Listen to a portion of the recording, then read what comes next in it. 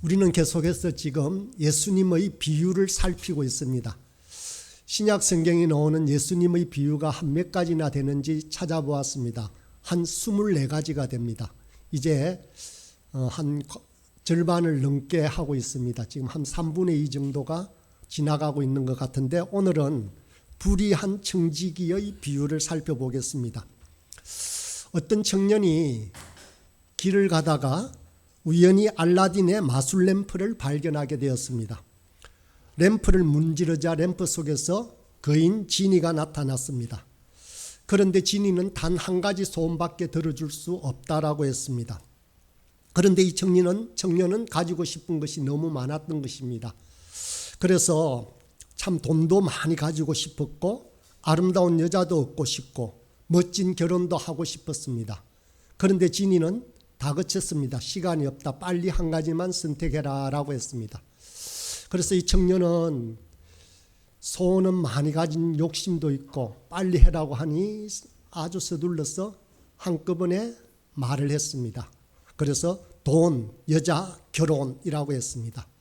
그러자 지니가 그 소원을 들어주었습니다. 약간 돈, 여자와 결혼하게 했답니다. 참 우스갯소리인데 우리들의 모습이 아닌가 싶습니다. 예수님께서는 여러 가지 교훈이나 비유를 말씀하셨는데, 그중 하나님 나라와 관련된 교훈을 제외하고는 이 비유 속에 물질과 관련된 말씀을 가장 많이 하셨습니다. 그중 사실 이 물질과 관련된 말씀을 많이 하신 것은 우리들에게 있어서도 그러한 것들을 중히 여기며 하나님과 거의 대적할 만큼 같이 생각하기 때문에 그렇습니다. 사실 우리는 돈을 무엇보다도 중요하게 생각합니다. 우리의 삶의 중심축이 바로 이 돈에 있기도 합니다. 돈이 없으면 기가 죽고 자존심이 상합니다. 돈 때문에 사람을 속이기도 하고 심지어는 죽이기까지도 합니다. 또 돈이 많으면 또 교만해지고 사치하게 됩니다. 이만큼 우리 사회에서 돈은 막강한 자리를 차지하고 있습니다. 예수님도 본문 13절 말씀에 보면 하나님과 재물을 겸하여 섬길 수 없다라고 하시면서 돈을 하나님과 경쟁하는 위치에 놓고 계십니다. 그런 점에서 현대 사회에서 물질에 대한 분명한 태도를 정립하고 있는 사람은 구약 시대의 우상을 극복한 자와 같다라고 할 수 있습니다. 오늘 불의한 청지기 비유는 재물과 관련된 비유입니다. 그런데 이 본문의 해석에 참으로 많은 어려움이 있습니다. 그래서 성경학자들 간에도 많은 논란이 있습니다. 본문의 내용을 간단히 요약해 보면 어떤 청지기가 있었는데, 그 청지기가 주인의 소유를 허비한다는 소문이 들리자, 그래서 주인은 그 청지기를 불러서 더 이상 청지기직을 더 수행하지 못하겠다. 그래서 청지기직을 정리하라고 명령합니다. 주인의 최후 통첩을 받은 이 청지기는 땅을 파고 농사일을 짓자니 힘이 없고 거지처럼 빌어먹자니 부끄러운 마음이 들어서 한숨을 내쉬고 있었습니다. 그러다가 기발한 생각이 떠오른 것입니다. 빚진 자들을 다 불러서 그 빚을 다소 탕감해주면 자기가 나중에 이 직을 잃어버린 후에도 그들로부터 도움을 받지 않을까 했더랬습니다. 그러면서 많은 사람의 빚을 탕감해 주어서 자신이 쫓겨날 때를 대비했습니다. 여기까지는 별 문제가 없는데 8절의 말씀을 읽어보면 이런 청지기의 태도에 대해서 주인이 이렇게 반응을 합니다. 주인이 이 옳지 않은 청지기가 이를 지혜 있게 하였으므로 칭찬하였습니다 라고 말하고 있습니다. 주인이 이럴 것 같지도 않고요, 또 이것이 올바른 일이 아니지 않습니까? 그런데 성경에는 이것을 칭찬하고 있다. 헷갈리지 않습니까? 그래서 저는 늘 그러면 이렇게 해도 된다는 말인가? 이렇게 권장하고 있는가라고 생각을 했더랬습니다. 이 주인의 태도가 이해가 되십니까, 여러분들은? 이 비유의 해석이 어려워진 것은 바로 이 절 때문에 그런 것입니다. 주인이 더 화를 내는 것이 당연합니다. 빚을 탕감해 줌으로 청지기가 주인의 재산에 더 큰 손해를 입히기 때문에 그렇습니다. 가뜩이나 청지기가 파면당한 이유도 주인의 소유를 허비했기 때문인데 이런 반응은 이해하기가 참 어렵습니다. 청지기의 이런 술수는 얄팍하다고 할 수 있을 망정 지혜롭다고는 하기가 어렵지 않습니까? 청지기의 장께는 주인에게 탄로났기 때문에 더 이상 자신을 위한 노후 대책으로 이렇게 해도 된다라고 말할 수 있는 것은 아니지 않습니까? 그런데 주인이 너무 너그러워서 이랬을까요? 주인이 너그러웠다면 이 청지기를 아마 해직하지 않았을 것입니다. 주인은 청지기가 자기 재산을 허비한다는 소문만을 듣고도 청지기를 해고하지 않습니까? 이점에서 우리가 이 8절에 나오는 주인의 태도가 좀 이상하지 않습니까? 그렇다면 이런 오해를 빚은 이유는 8절에 나오는 이 주인이라는 단어 때문에 그렇습니다. 여기서 말하는 8절 한 절에 있는 주인은 바로 이 청지기의 주인이 아닙니다. 바로 우리 예수님을 말합니다. 성경학자들도 그렇게 주장하기도 합니다. 이 단어의 원문은 키리오스라고 하는 헬라어입니다. 이 키리오스는 주인이라는 뜻도 있지만 예수님에게 적용시킬 때는 주님이라고 합니다. 그래서 이 8절을 다시 번역하면 주님은 이 불의한 청지기가 지혜 있게 하였으므로 칭찬하였다라고 해야 될 것입니다. 1절부터 7절까지는 예수님의 비유를 그대로 직접적으로 얘기하는 것입니다. 그러나 8절은 이 성경을 기록하는 누가가 이것을 간접적으로 해석하고 우리 주님은 이렇다라고 말씀하고 그리고 9절부터는 계속해서 예수님의 비유를 적어놓고 있는 것입니다. 그래야 이 비유가 이해가 됩니다.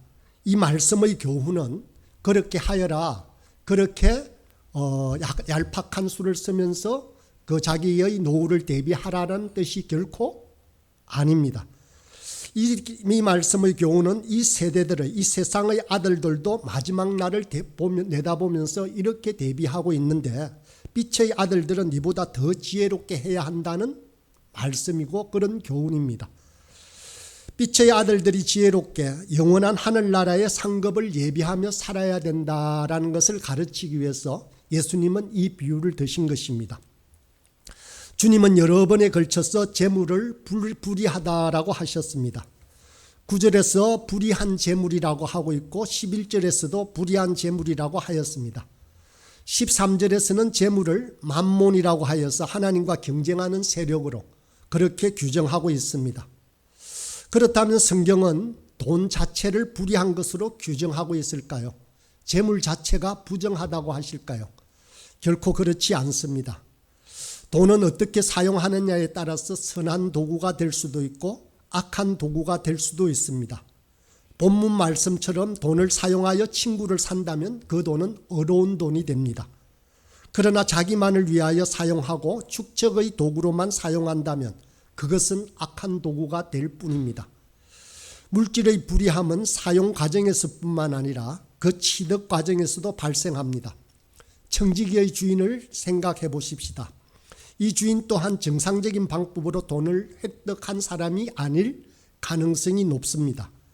예수님이 활동하던 당시에는 이 갈릴리 지방에 부재지주들이 많았습니다. 갈릴리 땅에 살지 않고 예루살렘에 살면서 그 땅을 사서 그 청지기에게 맡기고 자기는 그 수익의 50%, 80%, 100%까지 그렇게 거두어가는 지주들이었습니다. 그래서 어쩌면 이들은 먼저 선의자를 받고 그들을 부리는 경우도 많았다고 합니다. 주인의 재물 중에는 이처럼 고리대업을 통해서 얻은 것도 많았을 것입니다. 실제로 그랬습니다. 옛말에는 부자 하나가 나오면 동네 3개가 망한다라고 했었습니다. 주인은 다른 사람의 희생 위에 부를 축적한 것입니다. 그러니 주님께서 이런 비유를 들어주셨을 때 듣고 있던 백성들은 청지기의 불의함을 책망하기보다는 오히려 통쾌한 마음이 들었을지도 모릅니다. 그래서 대부분의 백성들은 주인의 편이라기보다 청지기의 편에 가까웠을 것입니다. 물론 그렇다고 청지기를 옳다라고 말하는 것은 결코 아닙니다. 불의한 주인 밑에서 그 또한 재물을 착복했기 때문입니다. 주님이 지혜롭다고 칭찬했지만 그는 사문서 위조라는 거짓을 행했고 남의 재산을 빼돌렸습니다. 그래서 주님은 8절에 옳지 않다라고 분명히 규정하고 있는 것입니다. 그런데 이런 일은 단지 예수님의 비유에만 있는 이야기일까요? 우리가 사는 이야기는 아닐까요? 우리가 번 돈은 정말로 어려운 돈일까요? 순전히 자기 노력으로만 부자가 된 사람들이 있을까요? 여러분은 지금 속으로 그렇게 하죠. 나는 내가 열심히 해서 벌었어. 나는 부정한 돈이 하나도 없어라고 대답하고 계시나요? 예. 여러분들이 사시는 집값이 올랐죠? 여러분이 노력해서 집 가격이 올라가고 있습니까? 결코 그런 것이 아니지 않습니까? 나는 집이 없는데 그렇더라도 마찬가지입니다. 여러분의 수입의 많은 부분들에 있어서 그렇다라는 것입니다. 불로소득이라는 부분이 우리의 재산 중에 적용되는 부분이 있다는 것입니다. 우리나라 재벌들의 역사를 보면 그렇습니다. 삼성이니 현대인이 하는 굵직한 기업은 정상적인 방법을 통해서만 이루어진 것이 아닙니다. 나라가 보호해주고 국가가 은행 보증을 서주고 불공정한 경쟁을 통하여서 부를 이루었습니다. 뿐만 아니라 저임금 구조 위에서 성장했기 때문에 많은 사람들의 노동의 대가에 소수의 사람들이 그러한 부를 누리게 되었을 수도 있습니다. 미국을 비롯한 선진국, 우리도 OECD 국가에 속하지 않습니까? 우리나라도 미국이나 중국처럼 강대국이 아니라고 할지라도 마찬가지입니다. 우리나라는 제3세계의 후진국의 저임금을 통해서도 발전을 이루었습니다. 그래서 선진국의 풍요는 실상 제3세계의 빈곤 위에서만 가능했습니다. 현대 자본주의 경제는 이런 불의를 기반으로 하고 있습니다. 또 컴퓨터와 기계가 인간의 노력을 대체하였습니다. 그러면서 소수의 자본가와 엘리트층이 엄청난 부를 축적하기도 했습니다. 경제는 발전하는데 오히려 실업은 증가하고 양극화가 심화되고 있는 이유입니다. 우리가 분명히 알아야 할 것은 이처럼 우리가 얻은 부가 순전히 우리의 능력으로만 된 것이 아니다라는 것을 인정해야 한다는 것입니다. 우리가 소유하고 있는 돈에는 다른 사람들의 피와 눈물이 묻어 있을 수도 있습니다. 그래서 우리에게 진정으로 필요한 것은 이런 빚진 자의 의식입니다. 내 것이라 하여서 정말 다 내 것이 아닙니다. 내가 소유했다고 해서 자기만을 위해서 사용해서도 안 된다라고 하는 이 빚진 자의 의식을 지금 오늘 예수님은 이 비유를 통해서 이야기하고 계신 것입니다. 재물을 바라보는 하나님의 판단이 그렇습니다. 주님은 재물 자체를 단순히 재물이라고 부르지 않고 불의한 재물이라고 부릅니다. 돈이 신이 된 현대인들에게는 이런 죄의식이 필요합니다. 자본주의는 돈을 중심으로 굴러갑니다. 돈은 말이 없지만 우리는 이 돈 때문에 얼마나 많은 사람들이 웃고 울고 또 그 안에서 얼마나 많은 피와 눈물들이 들어있는지 짐작할 수 있습니다. 우리에게 이 빚진 자의 의식이 없다면 우리는 결코 나누지 않을 것입니다. 자신이 소유한 재물이 불이하다는 죄의식이 있어야만 나눔이 가능합니다. 빚진 자로서의 생각이 있어야 나눌 수가 있습니다.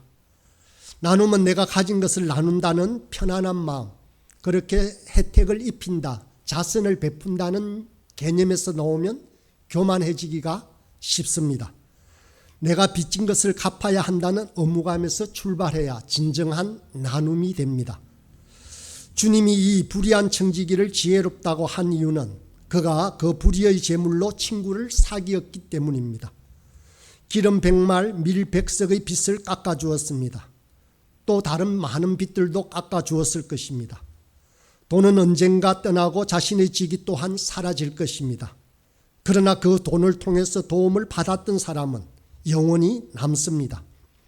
도움을 받았던 사람들은 그 고마움을 어떻게든 갚으려고 할 것입니다. 그 진가는 나중에 하나님 앞에 섰을 때 결정적으로 드러날 것입니다. 우리가 하나님의 심판대 앞에 섰을 때 우리를 변호해 줄 사람은 바로 그들입니다. 설사 지옥에 떨어졌다라고 할지라도 불구덩이 가운데서 그들은 소리칠 것입니다. 저 사람은 내게 자비를 베풀었던 고마운 사람입니다 라고 할 것입니다. 이것이 바로 선행의 위대함이며 하늘에 쌓는 보화라고 할 수 있습니다. 탈무드에 보니 이런 이야기가 있습니다. 어떤 사람이 왕으로부터 호출을 받아서 그 어떤 호출에 대한 처벌이 있을 것이라고 짐작하며 왕에게 나아갔습니다. 마음이 불안했습니다. 그래서 3명의 친구들에게 함께 동행해 줄 것을 요청했습니다. 그래서 가장 친한 친구에게 찾아가서 자네가 같이 갈 수 있는가라고 하자 그는 이런지하에 거절하고 말았습니다. 두 번째 친구는 어려서부터 친구지만 첫 번째 친구만큼 소중하게 생각지 않았던 친구입니다. 그래서 이 두 번째 친구에게 그렇게 요청을 하자 이 두 번째 친구는 궁궐 앞까지만 따라가겠다라고 했습니다. 마지막으로 찾아갔던 세 번째 친구는 그동안 별로 귀중하게 여기지 않았던 사람입니다. 그런데 이 친구는 요청을 받자 흔쾌히 왕의 앞자리까지도 가서 그를 변호해 주겠다라고 했습니다.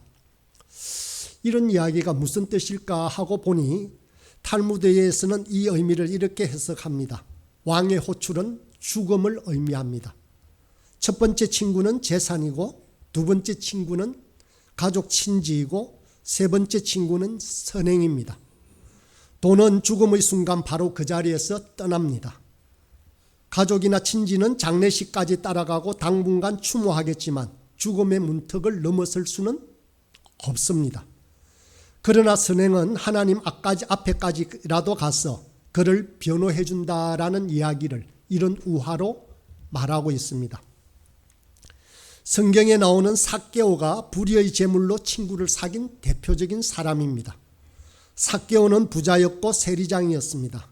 요즘도 그렇지만 세무공무원은 돈의 유혹이 많았습니다. 고대 사회였으니 자기가 마음대로 돈을 착복할 수 있을 것입니다. 삭개오에게도 물론 이러한 요소가 있어서 부자가 되었습니다. 삭개오의 재물은 불의의 재물이었습니다. 이런 삭개오가 예수님을 만나고 변화가 된 것입니다. 변화의 모습은 불의한 재물에 대한 태도로 나타났습니다. 누가복음 19장에 보면 삭개오가 서서 주께 여짜오되 주여 보시옵소서 내 소유의 절반을 가난한 자들에게 주겠사오며 만일 누구의 것을 속여 빼앗은 일이 있으면 내 갑절이나 갚겠나이다. 이렇게 보면 여러모로 삭개오는 지혜로웠습니다. 자신의 재물이 불의의 재물인 줄 알았다는데 그 첫 번째 지혜로움이 있습니다. 두 번째는 이 불의의 재물을 소유하지 않고 이웃을 위해 나눔으로써 영원한 세계를 준비했다는 것에 지혜가 있다는 것입니다. 또한 받는 것보다 주고 베풀 때 인간이 더 행복하다는 진리를 깨달았다는 점에서 삭개오의 진정한 지혜가 있습니다. 성경에 나오는 삭개오뿐만 아니라 현대판 삭개오들도 참으로 많이 있습니다. 대표적인 사람이 미국의 석유왕 록펠러입니다. 한국 교회에서는 11조 신앙에 철저한 본을 보인다라고 해서 축복받은 사람의 대명사로 이 록펠러가 자주자주 언급이 됩니다. 여러분도 여러 번 들었을 것입니다. 그는 어렸을 때부터 부모로부터 11조 신앙을 물려받고 세계의 대부호가 되었어도 이 신앙을 계속 유지를 했습니다. 재산이 너무 많아서 자기 회사에 20명의 직원을 두고 이 11조를 계산해서 11조를 철저히 지키기 위해서 그렇게 20명의 직원을 두었다라고 합니다. 얼마나 재산이 많았겠습니까? 뿐만 아니라 그는 목사님 말씀에 절대 순종하며 예배 시간에는 꼭 앞자리에 앉았다고 합니다. 그래서 오늘날 한국 교회 목회자들이 가장 좋아하는 타입의 성도가 바로 이 록펠러였을 것입니다. 그런데 우리가 이 과정에서 놓치고 있는 부분이 있습니다. 실상 그가 세계 최고의 부자가 되는 과정은 불의의 재물을 쌓아가는 과정이라고 할 수 있습니다. 록펠러가 세웠던 석유회사는 독점 기업으로 유명했습니다. 자기 자본을 기초로 상값으로 물건을 판매하여 다른 석유 산업 기업들을 도산시켰습니다.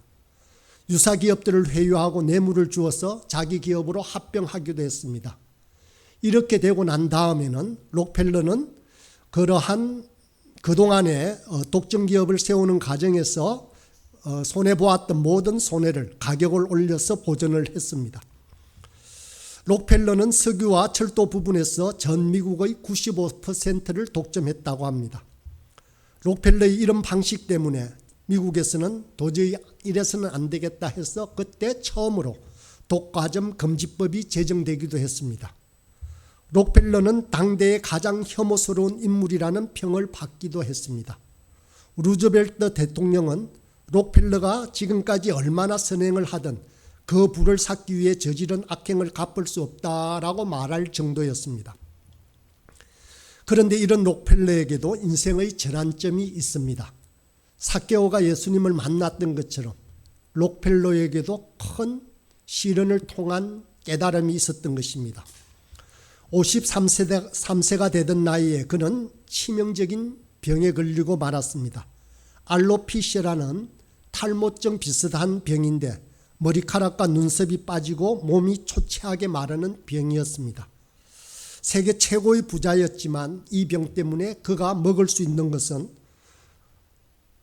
우유 한 잔과 비스켓 몇 조각 뿐이었습니다. 담당 의사는 마침내 결정적인 소식을 전합니다. 이런 상태로는 1년을 견딜 수가 없습니다 라고 했습니다. 그러면서 록펠러는 이런 투병 생활 가운데 자기가 번 돈의 의미를 생각하게 되었습니다. 한밤중에 자다가 침대에서 괴로워서 벌떡 일어나서 이렇게 말을 합니다. 돈은 아무것도 아니다. 그리고 조금 있다가 또 이렇게 외칩니다. 하나님은 모든 것이 되신다. 그런데 참으로 은혜롭게도 하나님의 은혜로 병상에서 일어나게 되었습니다. 록펠러는 이후 무엇보다 자선 사업에 전념하기 시작했습니다. 그가 모은 불의의 재물로 친구를 사귀기 시작했던 것입니다. 그가 학교와 병원을 세우고 문화의료 사업에 공익적인 활동을 벌였습니다. 미국의 명문대학인 시카고 대학도 바로 이 록펠러가 세웠던 대학입니다. 12개의 종합대학과 4,900개의 교회를 세우고 도와주었습니다. 그리고 결핵, 디프테리아 등의 질병 치료에도 그의 재산들을 과감히 쏟아부었습니다. 지금 뉴욕에 있는 유엔 건물의 땅도 록펠러가 기증한 것입니다. 록펠러는 하나님에게서 돈을 버는 재능을 부여받았기에 하나님이 명하신 대로 더 많은 돈을 주위 사람들에게 써야 된다라고 죽을 때까지 이 말을 했다라고 합니다. 그러나 록펠러는 자신을 위해서는 매우 검소한 생활을 했습니다. 죽기 직전까지 마치 수도성처럼 살았습니다. 술, 담배를 가까이 하지 않았으며 파티나 극장에 가는 일도 없었습니다. 자식들의 용돈도 자기 또래들과 마찬가지로 주었다고 합니다. 1937년 그의 나이 97세로 하나님의 부르심을 받기까지 그의 생활은 주변에 사는 다른 농부들과 조금도 다를 것이 없었습니다. 아침에 일찍 일어나 열심히 일을 하고 해가 떨어지면 바로 잠자리에 들었습니다. 주일에는 종일 교회에서 보냈다라고 합니다. 록펠러가 불의의 재물을 쌓은 건 비난받아야 마땅하지만 그는 삭개오처럼 불의의 재물로 옳은 일을 한 것입니다. 그렇다고 해서 이것이 결코 그의 자랑이 될 수는 없었습니다. 자신이 쌓은 불의의 재물을 사회에 돌려주었다고도 볼 수 있기 때문입니다. 그러나 그는 지혜로웠습니다. 불의의 재물로 친구를 사귀었기 때문입니다. 자신이 불의의 재물의 영원한 소유주가 될 수 없음을 깨달았고 이를 진정 영원한 것을 위해 사용했기 때문입니다. 우리 주님은 11절에서 분명히 말씀합니다. 너희가 만일 불의한 재물에도 충성하지 않으면 누가 참된 것으로 너희에게 맡기겠느냐. 우리 모두는 록펠러처럼 노골적으로 돈을 벌지는 않았을지 모르지만 우리가 가진 돈도 불의의 재물일 가능성이 많습니다. 그러면 어떻게 해야 될까요? 문제는 지금부터입니다. 여전히 불의의 재물을 자기 소유라 여기며 불의의 재물의 노예가 될 것인가? 아니면 하나님의 주권을 인정하고 재물을 맡은 청지기로서 충성을 다할 것인가입니다. 우리는 지금 본문의 청지기와 같은 위기에 처해 있습니다. 2절의 경고 말씀은 청지기뿐만 아니라 우리를 향한 말씀이기도 합니다. 내가 보던 일을 세마라, 청지기 직분을 계속하지 못하리라고 말입니다. 우리 또한 언제 하나님 앞에 부르심을 받을지 아무도 알 수 없습니다. 혹 여러분은 자신이 부자가 아니라서 이 명령에는 적용되지 않는다, 해당되지 않는다라고 생각할지 모르겠습니다. 그러나 일용할 양식만 있어도 우리는 부자일 수 있습니다. 나눌 것이 있는 부자라는 것입니다. 주님께서 불의한 청지기를 지혜롭다고 한 것은 그가 지금까지 어떻게 살았는지 모르지만 자신의 위기를 알고 이제는 미래를 대비하며 살려는 모습을 보여주었기 때문입니다. 어둠의 자녀들이 이렇게 지혜롭게 행동하는데 빛의 자녀인 우리들은 더 지혜로워야 하지 않겠습니까? 저와 여러분은 과거를 사는 사람이 결코 아닙니다. 지나온 날을 돌이켜보며 후회하고 땅을 치며 사는 사람들이 아니라는 것입니다. 현재의 발을 딛고 미래를 바라보며 소망 가운데 살아가는 사람들입니다. 우리의 한날 한날을 주님 주신 말씀의 명령에 순종하며 살아가는 저와 여러분이 되길 간절히 소망합니다.